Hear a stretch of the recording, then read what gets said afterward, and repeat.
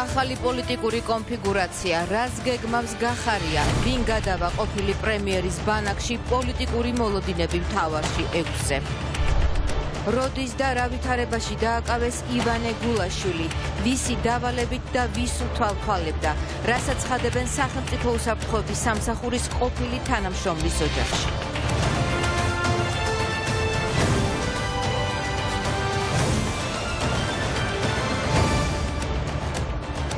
საღამომშვიდობის ეთერშია მთავარი 6-ზე მე ქეთი კვაჯანტირაძე ვარ. ახალი პოლიტიკური კონფიგურაციის მოლოდინში არსად წავსულ არც პოლიტიკიდან, რაც ნიშნავს ყოფილი პრემიერის მოკლე გზავნილი, ვინ როგორ გაიგო გახარიას შეტყობინება, ვისთან მართავს კონსულტაციებს და რისთვის ემზადება მთავრობის ყოფილი მეთაური, ვინ გადავა მის ბანაკში და ვინ დარჩება ოცნებაში. კონკრეტული პასუხი ამ კითხვებზე არც მმართველ გუნდში აქვთ.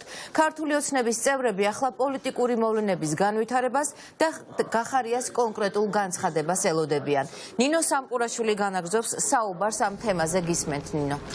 დიახ, ვინ იქნება გიორგი გახარიას გუნდში? ახლა ეს არის ის მთავარი კითხვა, რომელზეც საზოგადოებასაც სურს რომ მიიღოს პასუხი. რა თქმა უნდა, პირველი თუ ვინ შეიძლება იყოს გიორგი გახარიას გუნდში, ყველას გაახსენდა საპარლამენტო გუნდი, რომელიც გიორგი გახარიას ნამდვილად ყავს საკანონმდებლო ორგანოში. პირველ რიგში ეს არიან ყოფილი გუბერნატორები, გიორგი ხოჯევანიშვილი, შალვა კერესელიძე, ასევე მაია მენაღარიშვილი, რომელიც გიორგი გახარიას გუნდის წევრად ითვლება, ბექალი ლუაშვილი, რესან კონცელიძე და ასე შემდეგ. ჩვენ შევეცადეთ რომ ყველა მათგანი დღეს ჩაგვეწერა. ნაწილმა მათგანმა, მაგალითად მაია მენაღარიშვილმა და რესან კონცელიძემ საერთოდ უარყვეს და თქვეს რომ მათთვის გაუგებარი არის თუ რატომ მოხდა მათი სახელები და გვარები აი ამ სიაში, რომ ისინი შესაძლოა გიორგი გახარიას გუნდში მოიაზრებოდნენ, მაგრამ ბექალი ლუაშვილს ასე გადაჭრით არ უთქვამს, უბრალოდ თქვა რომ ჯერჯერობით კონსულტაციები არ ყოფილა და რაიმე ოფიციალური განაცხადის გიორგი გახარიას მხრიდან არ გაკეთებულა. რაც შეეხება ქართული ოცნების სხვა ლიდერებს, დღეს გიორგი ვოლსკი ამბობდა რომ მისთვის იყო მიუღებელი ბოლო პერიოდის ის პოზიციები, რომელიც ჰქონდა გიორგი გახარიას, მათ შორის ნიკა მელიას დაკავებასთან დაკავშირებით. არანაირი ინფორმაცია და გეგმები ფრაქციის შექმნასთან დაკავშირებით ჯერ არ ყოფილა. არანაირი საუბარი და კონსულტაციები არ ყოფილა რაიმე ფრაქციასთან დაკავშირებით. ჯერ არ ყოფილა, მაგრამ გამორიცხავთ იმას, რომ შესაძლოა გიხილოთ გიორგი გახარიას გუნდში. ამასთან დაკავშირებით გამომდინარე იქედან რომ არანაირი კონკრეტული განცხადება არავის არ გაუკეთებია, მათ შორის არც პოლიტიკურ ცხოვრებაში კონკრეტული ფორმით დარჩენას დაკავშირებით, ჩემი აზრით უადგილოა. მის ფრაქციაში თქვენ თავს არ მოიაზრებთ ეს მაინტერესებს? აი ეს შეიძლება ნამდვილად კითხეთ არავითარ შემთხვევაში. გამორიცხულია, იმიტომ რომ თქვენ მისი გუნდის წევრად მიიჩნევით თითქოს და მაგით. არა, მე ქართული ოცნების გუნდის წევრი ვარ, პირველი დღიდან, კი დაარსების დღიდან და მე ეს არასოდეს არ მოხდება. ნამდვილად შემიძლია. მე არავითარი შემოთავაზება არ მიმედია. მე ვარ ბათუმის მაჟორიტარი დეპუტატი, ამირჩიეს ბათუმელებმა ქართული ოცნებიდან. მე მაქვს აღებული ვალდებულებები მათ მიმართ. მე ერთგული ვრჩები ამ ვალდებულებების. გავაგრძელებ მუშაობას ქართული ოცნების გუნდში, არავითარ სხვა გუნდში გადასვლას და მუშაობის გაგრძელებას არ ვაპირებ. მე ვმუშაობ ბათუმელებთან და ჩემი უფლებამოსილების ვადით ვიქნები ერთგული იმ ვალდებულებების, რაც მაქვს აღებული. ჩემთვის გაუგებარია, რატომ მოხდა ჩემი სახელი და გვარი იმ სიაში, რომელიც ითქვა. ბევრ ამაზე ისაუბრებენ, ზოგი სატელიტობას და იტყვის, ზოგი იტყვის, რომ პარტიას ქმნის და ქართული ოცნება იმასთან გადადის. გვარებსაც დაასახელებენ. სწორედ ამიტომ მოგილოცეთ ჟურნალისტის დღე და სიკეთე გისურვებთ. არ მიმაჩნია რომ მისი პოლიტიკური შეხედულება ამ საკითხებთან დაკავშირებით, რაც ბოლოს მოხდა, იყო მართებული და სიღრმისეულად გაანალიზებული. მიუხედავად ამისა, ვადასტურებ, რომ არაერთხელ ერთნაირი პოზიციით გამოვსულვართ კიდევაც, მე და პიროვნულად ორი კაცი არა მაქვს ხედულობაში.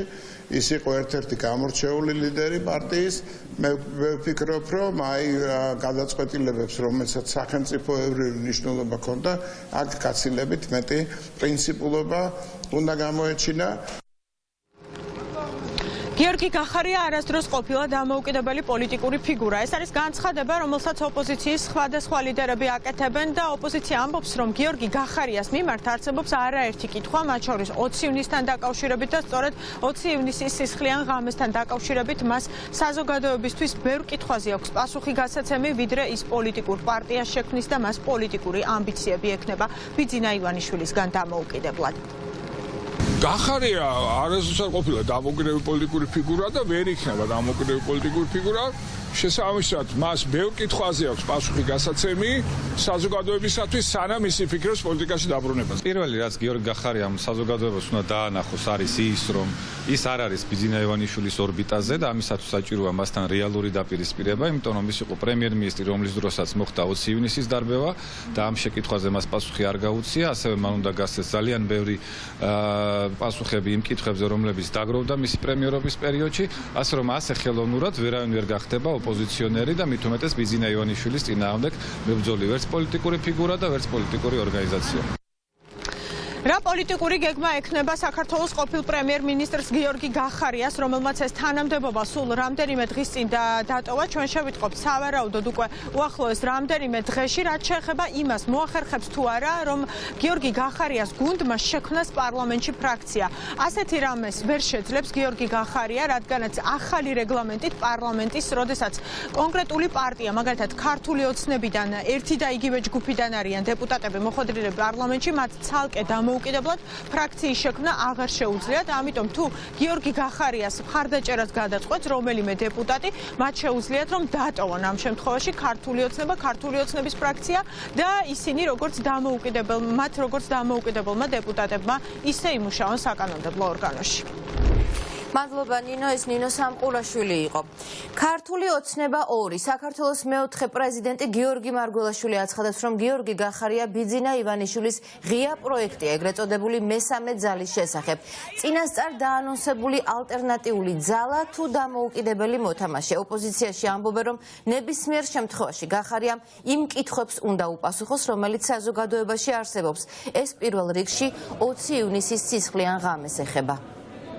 არასკევს იყო საღამოს თუ ხუთშაბათ საღამოს, როდესაც ვთქვი, რომ კარგი იქნებოდა, რომ საქართველოში ძლიერი ალტერნატიული პოლიტიკური ძალა გაჩენილიყო. არც აციეს, არც აცხელეს და შვებულებიდან ორ შაბათს გამოიყვანეს გახარია იმისთვის, რომ შეასრულოს ეს მისია, თითქოს მისია, რომ შექმნას ქართული ოცნება 2. შემიძლია ვთქვა. მადლობა ქართულ ოცნებას ესე ყურადღებით რომ ისმენს და ასრულებს იმ დავალებებს, რომლებსაც აქედან გავცემთ. ვერ მეტყვით კონკრეტულად ვერც ერთ საქმეს, რომელიც მან წარმატებით დაასრულა და გააკეთა ქვეყანაში. მათ შორის პანდემიის მართვასთან დაკავშირებით, უბრალოდ მისი სახელი არის ძალიან ახლოს ასოცირებული 20 ივნისთან. და პირდაპირ გეტყვით, რომ მან აუცილებლად ერთხელ ობიექტური გამოძიების პირობებში ძალიან კონკრეტული ჩვენებები უნდა მისცეს. თუ კი გახარია გადაწყვეტს, რომ რაიმე სახის ასე თქვათ, პოლიტიკურ ბრძოლაში ჩაერთოს, ერთადერთი რაც შეიძლება მან დააზიანოს, თუ გადავხედავთ ზოგადად კომენტარებსაც და სოციალურ ქსელში გავრცელებულ რაღაც გზავნილებს, ეს იქნება მხოლოდ ბიძინა ივანიშვილი. ამას უყურებ, როგორც ქართული ოცნების დაშლის რაღაც კიდევ ერთ კონსტრუქციის დაშლის კიდევ ერთ ნაწილს. გახარიას ისევე როგორც მასთან დაახლოებულ სხვა ადამიანებს ძალიან ბევრ კითხვაზე აქვს პასუხი გასაცემი. მათ შორის 20 ივნისთან დაკავშირებით, მათ შორის ბოლო პერიოდში გავრცელებული ინფორმაციასთან დაკავშირებით, როგორ ხდებოდა სუსის გამოყენება პოლიტიკური ოპონენტების წინააღმდეგ, როგორ ხდებოდა უკანონო მოსმენები, ძალიან ბევრ პრობლემაზე, რომელიც ამ ქვეყანაში არის, პირადად არის პასუხისმგებელი ასევე ბატონი გახარიაც. ამიტომ თუ მას უნდა პოლიტიკაში დარჩენა, და რა თქმა უნდა, მისი გადასაწყვეტია, აუცილებლად მოუწევს ამ კითხვებზე პასუხის გაცემა. ორი ვერსია მაქვს, მაგრამ არ ვიჩქარებდი და დავაკვირდებოდი ჯერ მოვლენებს და პროცესებს. ეს იქნება თუ არა ივანიშვილის მიერ წინასწარ გაცხადებული ახალი ალტერნატივის შექმნის ცდელობა, თუ ეს არის რაიმე სხვა პროექტი, იმასაც უშვებ, რომ შეიძლება არ იყოს გახარია ივანიშვილის პროექტის ნაწილი და ეს დამოუკიდებლად სხვა ჯგუფებთან არ გამოვრიცხავ. ყოველ შემთხვევაში დაშვებას გავაკეთებდი, მაგრამ მოვლენებს არ გაუსწრებდი ჯერ წინ, რამდენადაც ფიქრობ, ორივე ვერსია შეიძლება იყოს რელევანტური. ქართული ოცნების წევრების ნაწილს გაუჩნდა ეჭვი, რომ შესაძლოა ხელისუფლების მხრიდან თვალთვალისა და მოსმენის ობიექტები თავადაც იყვნენ. რაც შეეხება ივანე გულაშვილს, მის საცხოვრებელი სახლს 4 გარე სათვალთვალო კამერა იცავს. სახელმწიფო უსაფრთხოების სამსახურის ყოფილი თანამშრომლის ოჯახი დუმს საუბარი მის ახლობლებს არ სურთ. ახლა მთავარი კითხვაა, სად, როდის და რა ვითარებაში დააკავეს ივანე გულაშვილი. დეა მამისეიშვილი მუშაობს თემაზე. დეა გისმენთ. Ქეთი დღეს ჩვენ ვიმყოფებოდით ივანე გულაშვილის საცხოვრებელ სახლში. ბუნებრივი ახლა მთავარი კითხვა, როდის დააკავეს სახელმწიფო უსაფრთხოების სამსახურის ყოფილი თანამშრომელი და რამდენად ახლო პერიოდში მოხდა ეს მას შემდეგ, რაც პოსტფაქტუმს მისცა მან ინტერვიუ, არის თუ არა ეს ორი ერთმანეთთან კავშირში, ისი ეჭვებიც ბუნებრივია. არსებობს მით უფრო იცით საუბარია იმის შესახებ, რომ ივანე გულაშვილს სახელმწიფო საიდუმლოების გათქმას და გამხელას ედავებიან, თუმცა არავის არ სურს საუბარი. გულაშვილის დედამ დღეს ჩვენ კითხვებს თავი არის და ის იყო საცხოვრებელ სახლში და ბუნებრივია ჩვენ მასთან ჰქონდა არაერთი შეკითხვა, თუმცა მან დუმილი ამჯობინა და ასევე მოიქცნენ მეზობლები, რომელთაც არაფრის თქმა არ სურთ, მათ შორის თუ როდის და რა ვითარებაში დააკავეს ივანე გულაშვილი და მოხდა თუ არა აყვანის ოპერაცია უშუალოდ საცხოვრებელ სახლში. ჩვენ დღეს ვიმყოფებოდით ასევე საკანონმდებლო ორგანოში, ვესაუბრეთ პარლამენტის დეპუტატებს, ვკითხეთ ქართული ოცნების წევრებს, გაუჩნდათ თუ არა მათ განცდა, რომ თანაგუნდელები მათაც უსმენენ, მით უფრო იმ გარემოების გათვალისწინებით, რომ ფარული მიყურადების ობიექტი იყო კახა საბანაძეც. მართველი გუნდის წარმომადგენლების ნაწილი არ მალავს, რომ მათ ეს განცდა გაუჩნდათ და ამ დაშვებას აკეთებენ, თუმცა ქართული ოცნების ლიდერების მეორე ნაწილი ამბობს, რომ ფარული მიყურადება და შანტაჟი არ არის მათი ხელწერა და სახელმწიფო უსაფრთხოების სამსახურის ყოფილი თანამშრომელი სავარაუდოდ მოქმედებდა თვითნებურად და ეს დანაშაულებრივი სქემა, როგორც ქართული ოცნების ზოგიერთი წარმომადგენელი გვიმტკიცებს, მმართველმა გუნდმა გაშიფრა. აქვთ განცდა, რომ გისმენენ თქვენი თანაგუნდელები? ჩემი თანაგუნდელები მისმენენ ოღონდ ღიათ, არა ფარულად. ფარულად არ მგონი, არ მინდა რომ ეს ასე. საბანაძეს უსმენდნენ. არ მინდა რომ მართალი გიხდეთ ამაზე ვიფიქრო, იმიტომ რომ აი მართლა ამას გზენია ჩემთვის ესეთი რამე. თუმცა დაშვებას აკეთებთ, რომ ეს შეიძლება ასეც იყოს. თუკი საბანაძეს უსმენდნენ. ის რომ ვინმე ქართული ოცნების ხელისუფლების დროს დავალებებს სადმე გასცემდა და მსგავს ფაქტს ჰქონდა ადგილი, ესეთი რამე არის წმინდა წყლის სიცრუე. ღრმად მჯერა და მწამს, რომ ჩვენ ეს მავნე პრაქტიკა წარსულს ჩავაბარეთ. თუ ვინმე როდესაც ასეთ რამეს აკეთებდა, ეს იყო მხოლოდ და მხოლოდ იქამდე, სანამ საქართველოს საზოგადოება 2012 წელს სრულიად შეთანხმებულა და სრულიად მართებულად უარს ეთყოდა იმ მავნე პრაქტიკას, როდესაც ხდებოდა მსგავსი ფაქტები.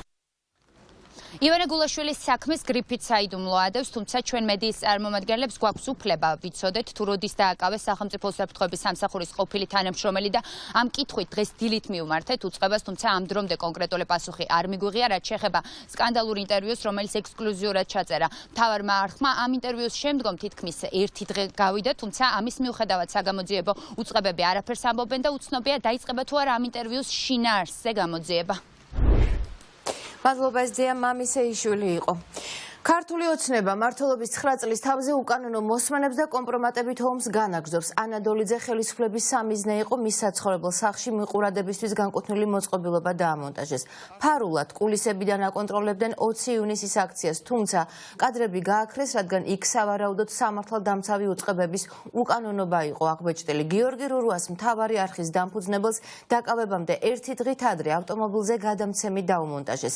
ამ უკანონობაში კი სისტემის ყველა რგოლს სახელმწიფო უსაფრთხოების სამსახურის თანამშრომელი ამხელს, რომელიც სახელმწიფო საიდუმლოებისთვის ახლა ციხეში ზის. ივანე გულაშვილი ატერორებდა ყველას და ამ დავალებას ქართული ოცნების მაღალჩინოსნებიდან იღებდა. დაკავებამდე მან წელიწად ნახევრის წინ პოსტფაქტუმთან ექსკლუზიურად ისაუბრა. ატერორებდა შეიხს ვაგიბ აკპაროვს, იცნობდა და ჰქონდა კომუნიკაცია თამარ ბაჩალიაშვილთან. დღეს მთავარი არხი ესაუბრა ყველას, ვისთანაც კომუნიკაცია ჰქონდა ივანე გულაშვილს სუსის დავალებით. მას თამართან ჰქონდა შემხებლობა, რამდენჯერმე იყო სუსის მოდულის შენობაში მიყვანილი. ზუსტად არის მითითებული ის პერიოდი, როდესაც თამართან მას შემხებლობა ჰქონდა, ფლეშკები, ანუ მეხსიერების ბარათი როცა გადასცა, რა მითითებებს აძლევდნენ და ის პირები არის დასახელებული, ვისთანაც თქვა კომუნიკაცია ჰქონდა. მისი ხელმძღვანელი, რომლებსაც იგივე პირებს ასახელებს თქვენ გადაცემაში. შესაბამისად, როდესაც მე წარვადგინე, მე უკვე მოხდა მისი დაკითხვა და როგორც პროკურატურას ჩვევია გადმობრალების მექანიზმი, რომ ეს თითქოს და მე დავაძალე, თითქოს და ჩემს მიერ იყო დაწერილი და ნუ იქ მე მოვითხოვე ვიდეო სათვალთვალო კამერებიდან ყოფილიყო ამოღებული. შემდგომ ის უარყო. ხომ არ გიჩნდებათ ეჭვი, რომ მას არფიანად ივაჭრა იმ ინფორმაციებით, რაც იცოდა, მოითხოვა პირობები, გარანტიები და მას შემდგომ უბრალოდ გადათქვა თქვენთან მოხდა. ხო, არა, ნუ ეს ეგეთი სტილი და ეგეთი პროცედურები არის. პირდაპირ მეუნებოდნენ, რომ პირადი ცხოვრების აღმსახველი კადრები სისხლის სამართლის საქმეს აღძრავთ. პირდაპირ მეუნებოდნენ სულში, რომ თუ რამე აიცოდე, რომ პირადი ცხოვრების ამსახველი კადრები გვაქვს, მაღარჩინოსნები ახლა თავიანთ წარმომადგენლები და ეხეცა რომ მიგზავნიდნენ და რომ ოცნებასთან მითამაშე უარი უთხარი, იმის მერე დაიწყო ეს რაც დაიწყო. ლეპტოპი გაჩუქესო, აგერ ლეპტოპი არის. მე მეგობრები მყავს, ისინიც აქ არ არიან უკვე, რომელიც იმავე დღეს უთხარი ნახე რა ხდება. ნუ კონდესო რა, მაგრამ იცოდეო რომ ლეპტოპი არის სხვადასხვა აღჭურვილი, ანუ როგორც საჭიროა. არის მოცემული ძალიან სერიოზული ბრალდება, რომელიც გარანტიას ვაძლევ ქართულ ოცნებას იქნება ძალიან დიდი საერთაშორისო სკანდალის საფუძველი. ამ ჩვენებაში არის რამდენიმე კითხვის ნიშანი, რომელიც უნდა გამოიძიოს ჩვენმა საგამოძიებო უწყებებმა. პირველ რიგში ის, რომ 2014 წელს მე საქართველოში საერთოდ არ ვიყავი. გადმოვცხოვრდი უკან 2015 წლის ივნისში.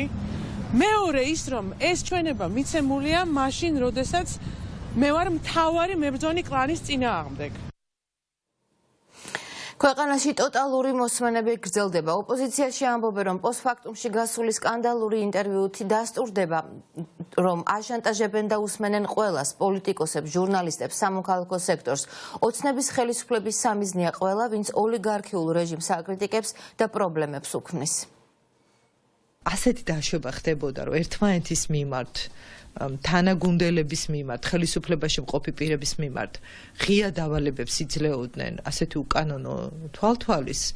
ნუ ეს ჩემთვის არის შემზარავი სურათი და კითხვის ნიშნები აღარ მიჩნდება, რატომ უნდა შეიცვალოს სწრაფად ეს ვითარება და შეიცვალოს აი ძირიდან, თლიანად სისტემურად. დღეს უკვე თავად სისტემის წარმომადგენლები უშუალოდ ამ უკანონობის შემსრულებელი ადამიანები ადასტურებენ, რომ ქვეყანა იმართება ფარული მიყურადებისა და ფარული თვალთვალის საფუძველზე.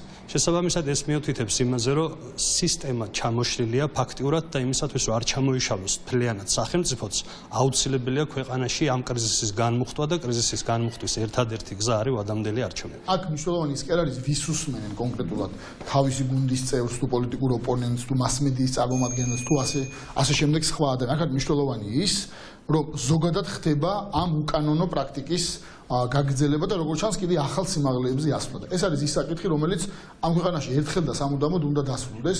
სწორედ ამიტომ არის რომ სუსი ჩვენი პოლიტიკური პროგრამის მიხედვით აუცილებლად უნდა გაუქმდეს იმ ფორმით, როგორიცაც ეს არის დღეს. აი ესე სუსის ყოფილი თანამშრომლები ესეთ ძალიან მყარ ფაქტებს ასახელებენ და ის ემთხვევა რეალობას და ამძიმე მოსასმენია ფაქტია, რომ ამ ხელისუფლების მართვის ძალიან ესეთი ყველაზე ძლიერი ინსტრუმენტი არის სწორედ მოსმენები, შანტაჟი, მიყურადება და ასე შემდეგ. ხელისუფლება, რომელიც ფარული მიყურადების წინააღმდეგ ბრძოლის დროშით მოვიდა, ახლა გადაიქცა მთავარ მიმყურადებლად და უსმენს საკუთარი პოლიტიკური გუნდის უმაღლესი თანამდებობის პირებს. ეს არის სამარცხვინო, ამას ჭირდება შესაბამისი გამოხმაურება პროკურატურიდან, მაგრამ ამ ხელისუფლების პირობებში ეს ნამდვილად არ მოხდება. თავრობისგან ეს მოლოდინი ჩემს ფუჭია შეუძლებელი რეაგირება მოახდინა მაგაზე, ის რომ ისინი უსმენ და უთვალთვალებენ, რავ ჩემს ახალი ამაში არაფერი არ არის. ისედაც ვიცი და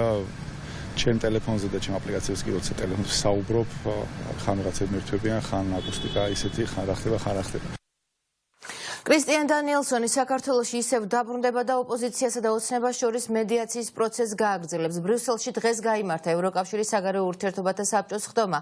ევროკავშირის მინისტრებმა გადაწყვიტეს კრისტიან დანიელსონის მისიის გაგრძელება საქართველოში, როდის ჩამოვა. დანიელსონი ეს მოგვიანებით მისი და შარლ მიშელის შეხვედრის შემდეგ გახდება ცნობილი.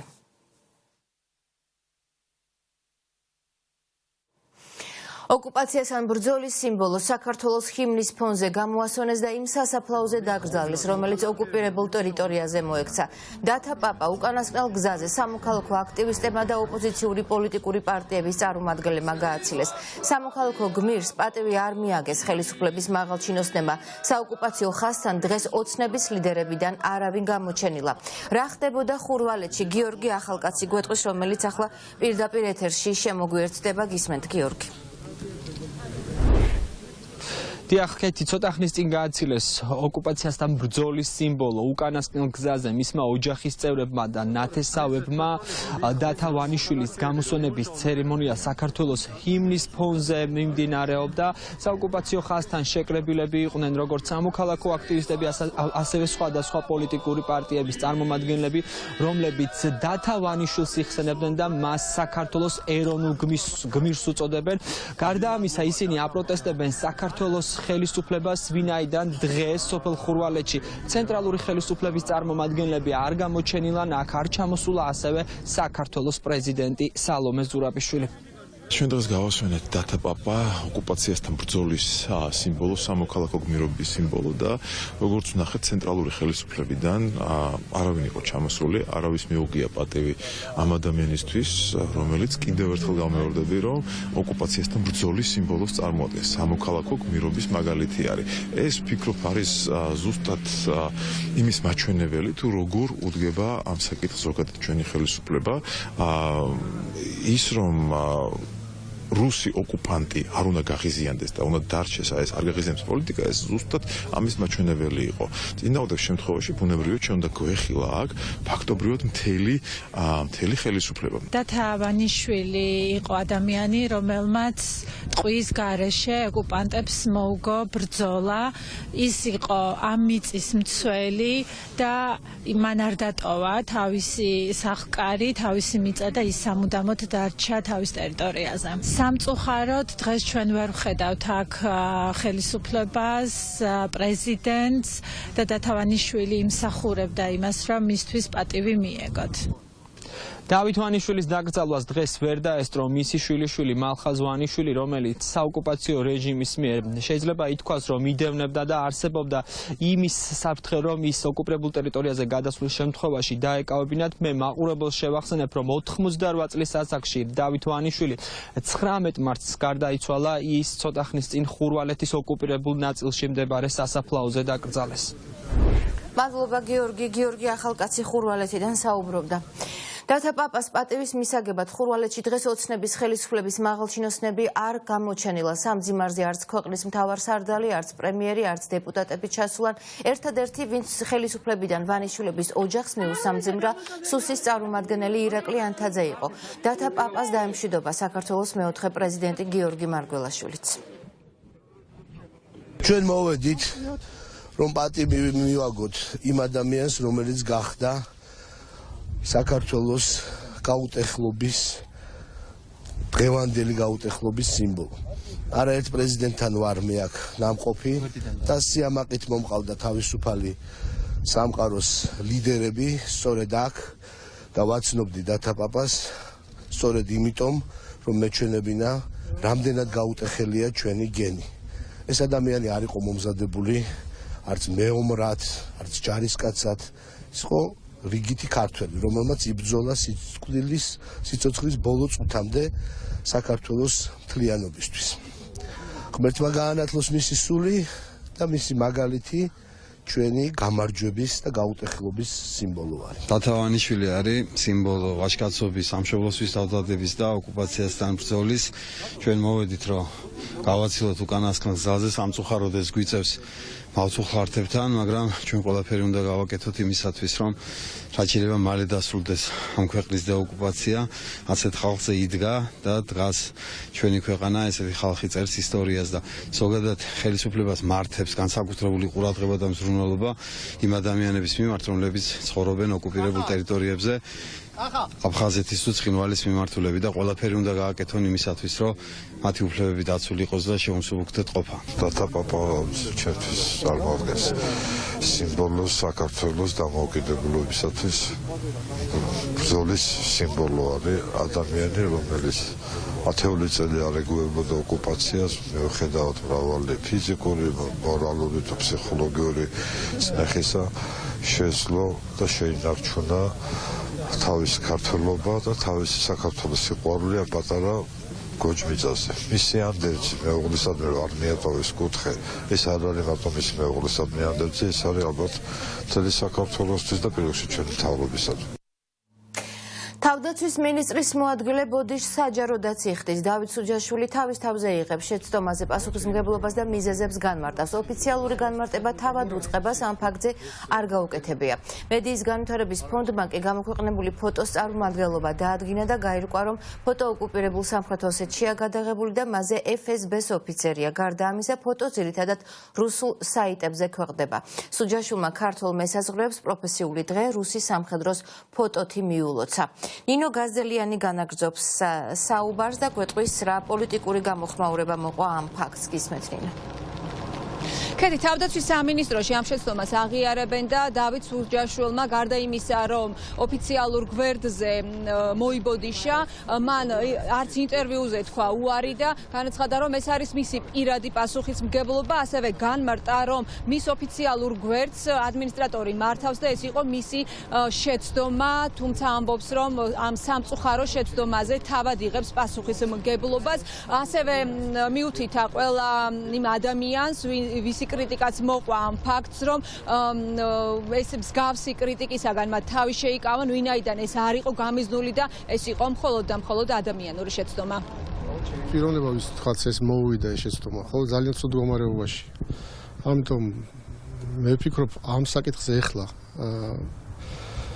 რაიმე კომენტარის გაკეთება არ იქნება ჩემს მხრიდან სწორი. ძალიან სამწუხარო ფაქტი მოხდა, ძალიან სამწუხარო ფაქტი. მე ამაზე ბოდიში მოვიხადე.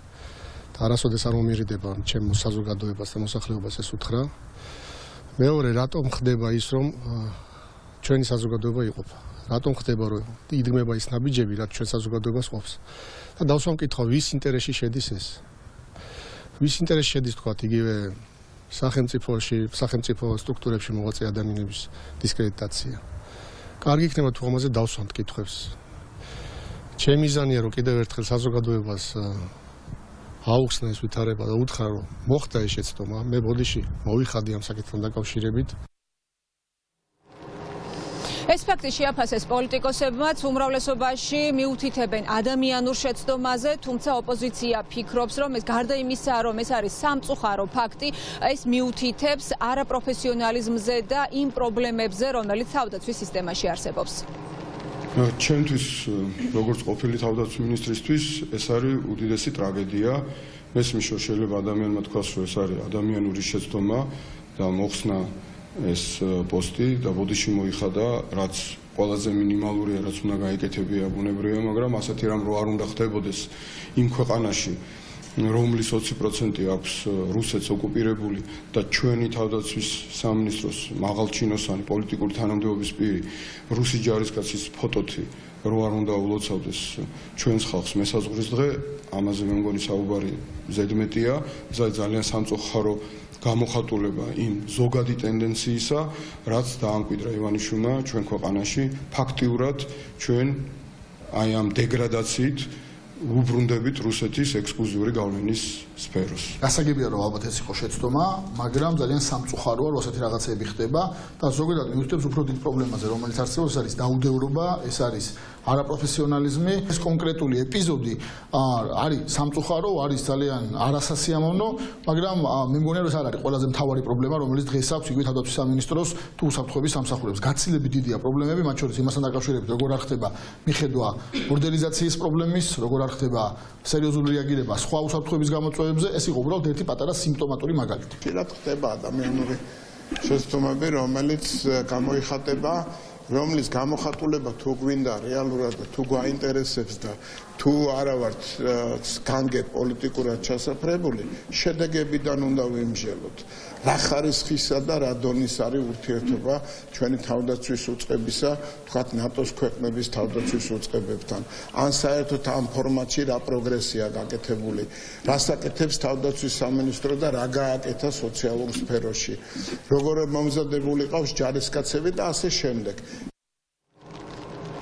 ამ ფოტოს თავდაცვის მინისტრის ოფიციალურ Facebook გვერდზე მალება მოყვა მწვავე კომენტარები მოქალაქეების მხრიდან და ამის შემდეგ ის აიღეს, თუმცა დაკვირვებულ მოქალაქეებს რომ არ გამოიჩინათ ესეთი ყურადღება და მათი მწვავე კომენტარებიც რომ არ მოყოლოდა, არავინ იცის რომდემდე იქნებოდა თავდაცვის მინისტრის მოადგილის ოფიციალურ გვერდზე რუსი მესაზღვრის ფოტო, რომლითაც მინისტრის მოადგილემ ქართულ მესაზღვრებს მიულოცა პროფესიული დღე. ეს ნინო გაზდელიანი იყო, მადლობა ნინო. პასუხისმგებლობას გრძნობს, თუმცა გადადგომას არ აპირებს. ეკატერინე ტიკარაძე ადასტურებს, რომ 27 წლის მეგი ბაქრაძის გარდაცვალებაზე პასუხისმგებელია ჯანდაცვის სამინისტრო, თუმცა ამბობს, რომ ტრაგიკული შემთხვევების გამო მსოფლიო მინისტრის გადადგომის პრეცედენტს არ იცნობს. რაც შეეხება იმუნიზაციის პროცესს, ტიკარაძის თქმით ის გაგრძელდება და 25 მარტიდან AstraZeneca-ს ვაქცინაციით აცრის მსურველი 60 წელს გადაცილებული ადამიანების რეგისტრაცია დაიწყება. ჯანდაცვის მინისტრი რა თქმა უნდა გრძნობს პასუხისმგებლობას და ეს არის თითოეული იმ ადამიანის პასუხისმგებლობა, ვინც ამ საკითხზე მუშაობს, თუმცა ის ფაქტი, რაც მოხდა ახალციხეში, არ გამორიცხავს და ის გადაწყვეტილება, რომ ჩვენ დღესდღეობით ვაქცინაციის პროცესი გადავიტანით მრავალპროფილურ დაწესებულებებში, ეს არ გამორიცხავს იმას, რომ შემდეგი ეტაპისთვის ვაქცინაციის პროცესი გაფართოვდეს და კვლავ განხორციელდეს ამბულატორიულ დონეზე. Აი, პასუხისმგებლობას გრძნობ რას ნიშნავს? მაგალითად, შეიძლება დატოვონ თანამდებობა, შეიძლება მოითხოვონ პასუხისმგებლობის საკითხის დაყენება კონკრეტული პირების თუ ექიმებმა ის გავსი მსოფლიოში პრეცედენტი არ ყოფილა და შესაბამისად საქართველოში არ განხორციელდება. პასუხისმგებლობა ყველა ჩვენთაგან ის არის. მათ შორის ჩემი პასუხისმგებლობაც არის, ჩვენი ცენტრის პასუხისმგებლობა, თითოეული იმ ადამიანის, ვინც ჩართული იყო ამ პროცესში, მაგრამ თქვენ ახლა რა კითხვასაც სვავთ, ალბათ ვერ დაგეთანხმებოდით ამ კითხვის ამ ფორმით. რა თქმა უნდა, პასუხისმგებლობა ძალიან დიდია და ისე როგორც მე განვიცდი ამ შემთხვევას, არ ამგონია რომელიმე ადამიანი განიცდიდეს, იმიტომ რომ მე ექიმი ვარ და მე მინახავს ამ ტიპის გართულებები ბევრი ქვეყანაში და მინახავს მათ შორის სამწუხაროდ ფატალური გამოსავლით გართულებები. ამიტომ ექიმები ჩვენ ცოტა სხვანაირად განვიცდით ამას. 27 წლის ექთნის გარდაცვალებასა და ჩავარდნილ ვაქცინაციაზე პასუხისმგებლობას ჯანდაცვის მინისტრს აკისრებენ ჯანდაცვის სფეროს ექსპერტები. სპეციალისტები ამბობენ, რომ მინისტრმა უნდა აიღოს პასუხისმგებლობა და თანამდებობა აუცილებლად დატოვოს. მათი თქმით, პანდემიის მართვასთან დაკავშირებით გამოძიებაც უნდა ჩატარდეს. სამწუხაროდ ჩვენთან არ ესმით სიტყვა პასუხისმგებლობა რას ნიშნავს. არ ესმით ამ სიტყვის მნიშვნელობა, რას ნიშნავს ვიღებ პასუხისმგებლობას. ან უნდა გადადგე, ან უნდა ჯარიმა გადაიხადო, ან უნდა ციხეში ჩაჯდე. როცა ხარ სახელმწიფო მოხელე. ამ შემთხვევაში მინისტრიც არის სახელმწიფო მოხელე. რას ქვია ადამიანის სიკვდილზე უნდა აგოს პასუხი და უნდა გადადგეს. ვინაიდან ვერ გააკეთეს ყველაზე გვიან ვაქცინა ჩვენ შემოვიტანეთ. ყველაზე პირველი რა ქვია ლეტალური შედეგი AstraZeneca-ს ვაქცინაცია საერთოდ ყველა ვაქცინაციის იყოს საქართველოში. ესე იგი რაღაც ვერ აკეთებ კარგად. ჩვენ არც ქალბატონი მინისტრი და არც ხების შეგრძნებები არ გვაინტერესებს. საქართველოს საზოგადოებამ დაუკვეთა მაღალი ხარისხის მომსახურება და ჩვენ ვერ მივიღეთ. როგორც რესტორანში შეკვეთით საჭმელს დაუბრუნებით უკან, აი ესე უნდა დაბრუნდეს ახლა მთავრობა, საიდანაც მოვიდა. მათი ადგილი არ არის სახელმწიფო მართვა სადავეებთან, ესენი უნაროები, მავნებლები და მათი არც ერთი პროექტი რეალურად განხორციელებული არ არის წარმატებით. მათ შორის ქალბატონმა მინისტრმა საკუთარი თავის აცრავ ვერ დაგეგმა და რაც დაგეგმა ვერ შეასრულა. პასუხისმგებლობა სახლში წასვლით, ოღონდ მარტო სახლში წასვლით არა, უნდა ჩაატაროს სამართლიანი გამოძიება COVID სიტუაციის მთელ მართვაზე და 10 მილიონი დახარჯულ ლარზე. ჯანდაცვის სამინისტროს ეკისრება სრული პასუხისმგებლობა ვაქცინაციის აქამდე ჩავარდნილი პროექტისათვის. რაც გულისხმობს ქალბატონი ტიკარაძე, ამის გამოცნობა ცუდია, ჩვენ მიჩვეული ვართ მისგან უპასუხისმგებლო განცხადებებს და რაც თავარია გაუაზრებელ და უპასუხისმგებლო ქმედებებს. სამწუხაროდ ჩამონათვალი დიდია, დაწყებული 520 წელს დამთავრებული ვაქცინაციის ამ ეტაპზე კატასტროფით დამთავრებული შედეგებით. ყველა პასუხისმგებელი პირის დასჯას ითხოვს მეგი ბაქრაძის ოჯახიც. ისინი ალტერნატიული ექსპერტიზის ჩატარებას გეგმავენ, რადგან ფიქრობენ, რომ მდგომარეობის გაუარესება დაგვიანებულმა რეაგირებამ გამოიწვია. მათთვის კითხვებს აჩენს ის ფაქტიც, რომ რეანიმატოლოგი მომხდარის დროს ადგილზე არ იმყოფებოდა. ახალციხის კლინიკის დირექტორი ყველა ბრალდებას უარყოფს. კლინიკას ვადანაშაულებ როგორ არ იყო არც სასწრაფო, მაგხილა რაღაც რო კეთდება რო ვაქცინა. სოფლიო დონეზე წდება, ხო? უნდა ყოლოდათ იქ ტრავნატოლოგი თავის ადგილას თუ ის 10 კაცი იცრიდა რომელიც იმ ათეულში იყო და სასწრაფო იქ უნდა ყოფილიყო. მაგიტო ვადანაშაულებ. ოთრომბინი ქონია დაბალი თუ მაღალი და მეორე ქონდა კიდე ისა გემაგლობინი დაბალი. აქედან მიცვალებული ფაქტურად მკვდარი წაიყვანეს. ეგ მე შევესარი მაგას. წამალი რო დამალევინესო მის მერე თავის ტკივილი ქონდა. ერთს დავლევ აიხლავო, მეორეს დავლევ დილით. ვიღაცა მედდამ ან ექიმა მიცა 2 ტაბლეტი. მეუღლემაც არ იცოდა რა ტაბლეტი იყო. ექიმად განაცხადა რომ თურმე ავარიაში მოყოლილა მეგი და არ ვიცოდითო, არა და იმ პერიოდში ზუსტად მუშაობდა მაგათთან ოღონ სანიტრის პოზიციაზე და თვითონ ბიულეტენიც მიცეს და რაღაც პერიოდი დაასვენეს სამსახურიდან. ყველგან თქვა რომ გემოგლობინი თუ რაღაც ესეთი ანალიზი არ ქონა კარგი და მიცეს ეს ტაბლეტები. ანუ ანალიზიც ქონდა გაკეთებული და როგორც ვიცი კი ტყილა არ მიცევდნენ იმ ტაბლეტებს ყოველ შემთხვევაში, მაგრამ რა ტაბლეტი მიცეს ეს ჩვენ არ ვიცით. მეგი ბაქრაძის ოჯახიც და ადვოკატიც ექსპერტიზის დასკვნას ელოდება. იურისტმა პოლიცია შუამდგომლობით მიმართა ის მოწმეების გამოკითხვას ითხოვს. დღეიდან პროცესში სისხლის სამართლის საქმის ადვოკატიც ჩაერთვება. დაზარალებულის ოჯახი ისევე როგორც პროკურატურა დაინტერესებულია საქმის სრულად გამოძიებით. შესაბამისად ჩვენ თანამშრომლობთ ერთმანეთთან. დღეს პროკურატურასთან ვიშუამდგომლებთ გარკვეული პირების გამოკითხვის შესახებ და ამავე შუამდგომლობაში აღწერეთ კითხვები, რომლებიც ჩვენი შეხედულებით რელევანტური არის და აუცილებლად უნდა იქნას დასმული მოწმეებთან. ნაპრალები გაზრდილია. ვაშლიჯვრის დამეწყრილ ზონას გერმანელი ექსპერტები სწავლობენ. უცხოელმა სპეციალისტებმა უნდა დაადგინონ, რამ გამოიწვია ნაპრალების გაჩენა და მიწის დაზდვრა. მანამდე კი მეწყრული პროცესების შესახებ დედამიწის შემსწავლელი მეცნიერებათა ინსტიტუტი პირველად შედეგებს უკვე ხვალ გამოაქვეყნებს. თეა გოდოლაძის თქმით, მეწყერი დინამიკაშია მოსული, რასაც თან მოყვება ქვათა ცვენა. ასეთ პირობებში კი ტექნიკა არ უნდა მუშაობდეს. სეისმოლოგები ითხოვენ, შეჩერდეს სამშენებლო და გზის სამუშაოებით. მუშაობის შეჩერების საფუძველს ვერ ხედავს თბილისის მერის მოადგილე. ჩვენი სამსახური, ასე ვთქვათ, პირველად შედეგებს აი ამ მონიტორინგისას დადებს თუ რა დავინახეთ. რა მდგომარეობაშია, ასე ვთქვათ, მოძრაობაში არ არის მოძრაობაში. აქ არ უნდა დიდი კვლევა და ამას ჩვეულებრივი მოქალაქეც ხვდება, რომ ეს არის მოძრაობაში მოსული მეწყერი. არავითარ შემთხვევაში ყველანაირი ტექნიკა უნდა გაჩერდეს. ეს არის ცალსახა აზრი ყველას, ვისაც ასეთი პროცესებთან შეხება გქონია. ეს არის ცალსახა აზრი ყველა მეცნიერის, ყველა გეოლოგის, გეოფიზიკოსის და ასე შემდეგ. გეოგრაფის, რომ ცალსახად მოძრაობაში და დინამიკაში მოყვანილი მეწყრის წინ ტექნიკა არ უნდა მუშაობდეს. ნებისმიერი ვიბრაცია არის პრობლემა. მე შემიძლია გითხრათ კიდევ ერთხელ, რომ მოსახლეობასთან გვაქვს აქტიური კომუნიკაცია. რაც შეეხება საგზაო სამუშაოებს, ამისი საფუძველი რაიმე ფორმით არ არსებობს, რომ აქ საგზაო სამუშაოები გაჩერდეს.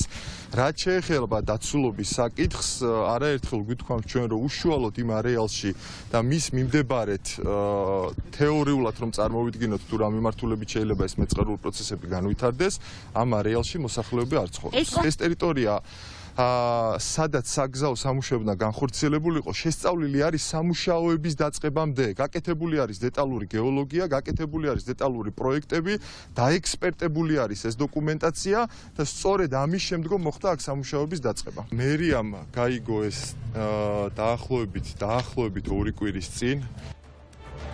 თავარი პირდაპირ ეთერში რეკლამის შემდეგ დაბრუნდება.